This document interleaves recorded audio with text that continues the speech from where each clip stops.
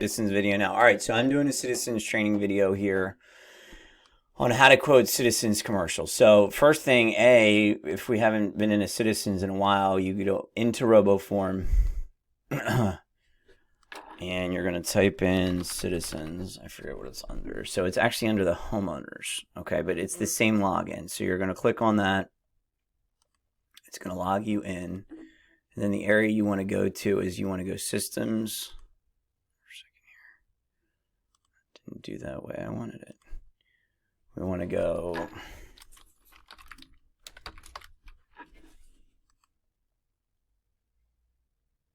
this is taking me to a different area. There we go. My sites, agents. Okay, you got to go under agents. So if that happens, you want to go under citizens and then under agents, and then you're going to go systems, and then you want to go to policy center. So now everything happens in policy center. Now Policy Center is run by Guidewire, which does like Mercury. So if you've been to Mercury, if you've seen the new Nationwide, the new Nationwide is also on Guidewire. Guidewire is a pretty big company that does technology for a lot of insurance sites. You may hear Roddy, my dog, in the background. Okay. This is real life people. Roddy, what are you doing, dude? Okay. So once you come in here, you're going to click on Actions, and then you're going to go New Submission. Okay. It's going to ask for an account number. I just put like one in or something, or it really doesn't matter because we don't have an account number. It's more trying to get to this field here. Okay. So you're just basically going to put some basic number in. And now here's where you're going to start to put the information for the client. So this is a good example because this is a client who we've had for probably 3 or 4 years. They're down in South Florida, and it's like, good luck getting... I like the music. All right, that's Phyllis's music. I like it. That good luck getting wind down in South Florida right now, right? So I'm going to type their name in. I'm going to click search. It's going to say found no results. And then I'm going to click create new company. And that's going to tell the system the difference between commercial versus personal. Okay. Before I get too much into this for reference, because as we are getting more into citizens, if you go under our SharePoint file, and you look under carriers, and you look under citizens, if this loads here, come on, SharePoint. Oh, it's not loading, okay. I had the wrong one. If you go under our SharePoint file, and you go under commercial, and then carriers, and then citizens commercial, I've already saved lots of documents in here. Rates and rules, CL new business submission guide, which is very helpful. The non-residential multi-peril. And to be clear, non-residential multi-peril is going to be things like, frankly, a shopping center. Really, it's going to be anything other than residential, which would be like a condo association. Okay, so there's some documents already here, so I'd make sure you kind of get familiar, at least have that area easily to get to. It's going to tell you the things you've got to fill out, right? So the little stars are going to kind of be your guidelines. So I'm going to go over on the other screen. I'm going to pull this up. And I'm going to do, I'm going to say 901. Oh, George Bush Boulevard. I like George Bush. Okay, George Bush Boulevard. And that is Delray Beach, Florida. Okay, and then it's going to say address. We'll say to standardize. And then the entity type is going to be an LLC. You actually don't have to type in the FEIN. Okay.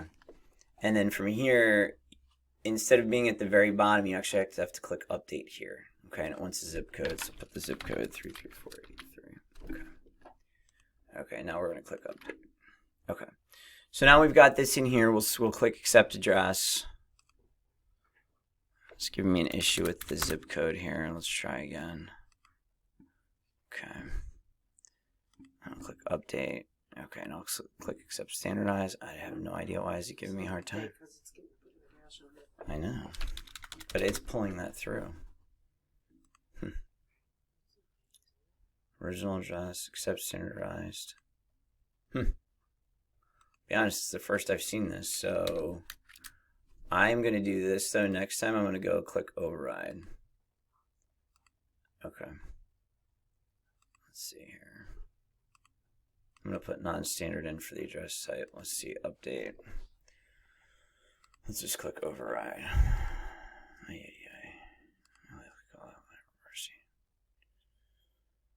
Okay. So it already did create a submission, and I can see that here. That's the most important thing. That's very unusual that it did it like that with that. I've never had an issue with its address before. I guess it's something to do with the zip code. Okay. So now from here, you're going to click new, and then you're going to go submission. And then here you're going to say full application. You have to do the full application. The system will not allow you to do a quick quote. Note if you're quoting personal lines, you can do a quick quote. Trust me, I've tried to do a quick quote. It doesn't work with commercial. And here you're going to click commercial property. And then it's saying, are you requesting covered under commercial, residential, or non-residential? So we're going to say commercial, non-residential. Again, commercial, non-residential is basically business use. Commercial residential is obviously anything that's habitational, like traditionally a condo association. Okay, do you want the policy category you want to quote? So we're going to say multi-peril with wind. That's important as well. Actually, I'm going to do one other thing here because this is kind of an interesting one and a point. So the insurance market's so hard in Florida right now, depending on when you're watching this video, it's like spring of 2023. The Citizens policy is really not the best, to be honest. It's basic form. It's been hard to get difference in condition policies. It's just, it's not a mess. It's a mess. It would be better for the clients to have better other options, but sometimes Citizens is the only option. What I'm going to check right now before I continue with the quote is, would this qualify for Citizens wind only? And could we then go and just get X wind? Because X wind is a lot easier to get than wind, right? So as I've always told you guys, like, you know, we get paid to think. You've got to kind of think through the case here. I mean, Delray Beach is down in South Florida. There's a chance. It very well may be. So let's see here. And it is eligible. Okay. So that's big. And what I'm even going to do right now is I'm just going to do a screenshot of that, and I'm going to email that to myself so I have it for our file in case, you know, something came back and Citizens was like, well, this isn't eligible for wind only or something. I always recommend, especially as we're getting used to working with new companies and, you know, maybe this is not something you're as used to, that I'm just going to put wind only approve Gulfstream. Okay. So that's also going to help a little bit because now we don't have to fuss with the multi-peril, right? Multi-peril would be everything including X-wind. So fire, vandalism, a pipe breaks and causes a flood and all that. Okay. So we'll go wind only. Saying, am I requesting builder's risk or renovation? We're going to say no. Okay. Then I'm going to click next.